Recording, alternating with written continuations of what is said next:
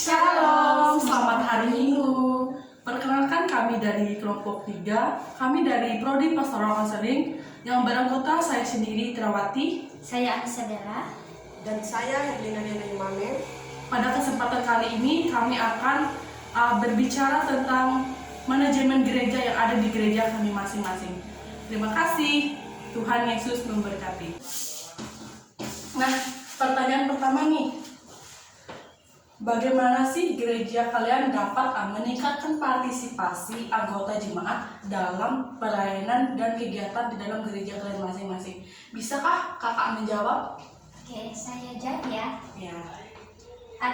Tentu ada beberapa cara yang dapat digunakan oleh gereja untuk meningkatkan partisipasi anggota jemaat dalam pelayanan dan kegiatan gereja. Contohnya satu, komunikasi yang efektif. Pastikan komunikasi antara gereja dan anggota jemaat berjalan dengan baik. Informasi secara teratur tentang pelayanan dan kegiatan gereja melalui berbagai saluran seperti pengumuman gereja, surat kabar gereja, situs web, dan media sosial. Yang kedua, perlibatan anggota, ajakan anggota jemaat untuk terlibat dalam perencanaan dan pelaksanaan kegiatan gereja. Mereka dapat merasa lebih bersemangat jika mereka memiliki peran yang penting dalam gereja. Nah, kalau dari kakak sendiri nih, bagaimana nih gereja dapat meningkatkan partisipasi dalam anggota jemaat di dalam gereja kakak? Ya, di sini saya akan menambahkan di mana ada program pelatihan yang di mana adakah program pelatihan dan workshop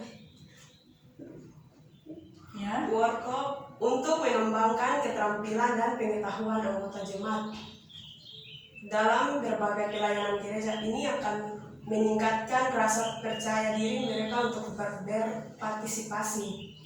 Dan yang kedua, kepemimpinan yang mendukung, yang dimana para pemimpin gereja mendukung partisipasi anggota jemaat. Mereka harus menjadi teladan dalam keterlibatan aktif dan pelayanan gereja. Oke, pertanyaan yang ke nomor 2-nya.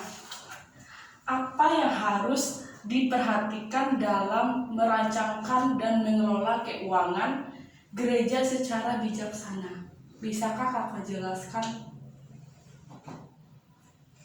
Iya, di sini saya akan menjawab. Pengelola dan merencanakan dan mengelola keuangan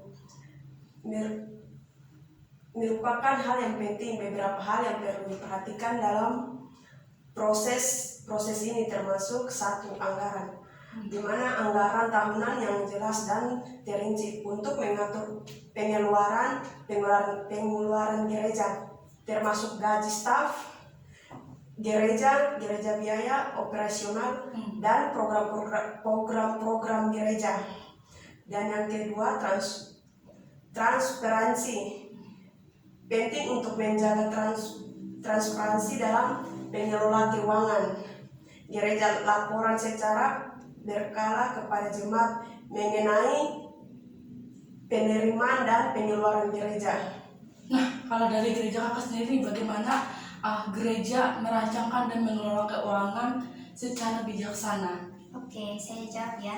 Kebijakan keuangan menetapkan kebijakan keuangan yang jelas dan mengikuti prinsip-prinsip etika dalam pengumpulan dan penggunaan dana gereja. Seterusnya, auditing independen melakukan audit independen secara berkala oleh pihak internal untuk memastikan akuntabilitas dan transparansi dana gereja. Oke, jadi begitulah yang dirancangkan oleh gereja kalian untuk mengelola keuangan. Nah, yaitu bagaimana gereja kalian menangani konflik yang ada di antara anggota jemaat dan staf gereja. Di sini saya punya pertanyaan. Ada beberapa langkah yang dapat membantu. Yang pertama, komunikasi terbuka. yang dimana ajakan semua pihak yang terlibat untuk berbicara terbuka dan jujur tentang masalah mereka. Dengarkan dengan empati dan beri kesempatan untuk menyampaikan pandangan mereka. Yang kedua, identifikasi akar permasalahan. Dari mana cari tahu akar penyebab konflik. Biasanya konflik dalam gereja berkaitan dengan perbedaan pandangan, kebijakan, atau kepribadian. Identifikasi masalah yang inti perlu dipecahkan. Yang berikut, mediasi, di mana pertimbangan untuk melibatkan mediator yang netral jika konflik sulit diatasi secara langsung. Mediator dapat membantu memfasilitasi diskusi dengan mencapai solusi yang adil.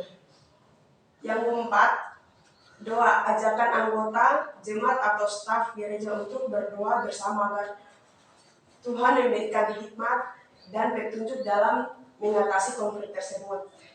Oke, jadi begitu cara gereja kalian untuk mengatasi konflik yang ada dalam gereja. Oke, nah berikut nih pertanyaan buat kakak. Di dalam gereja kakak sendiri, bagaimana gereja kakak menangani konflik antara anggota jemaat dan staf gereja? Oke, kalau di tempat kami fokus pada solusi, ingatkan semua pihak untuk berfokus pada mencari solusi yang memadai daripada memperpanjang konflik. Cari solusi yang dapat memuaskan sebuah pihak. Yang seterusnya, perempatan kebijaksanaan. Pastikan gereja memiliki kebijakan dan prosedur yang jelas untuk mengatasi konflik. Terapkan kebijakan ini dengan konsisten. Selanjutnya, konseling jika diperlukan, pertimbangkan konseling individu atau kelompok untuk membantu anggota jemaat atau staf gereja dalam mengatasi masalah mereka. Berikutnya, pembelajaran secara konflik terselesaikan. Ambil pelajaran dari identifikasi tindakan pencegahan agar konflik serupa tidak terulang. Oke, jadi di dalam gereja kalian masing-masing berbeda ya cara menangani konflik yang ada dalam gereja. Oke, terima kasih untuk kesempatannya.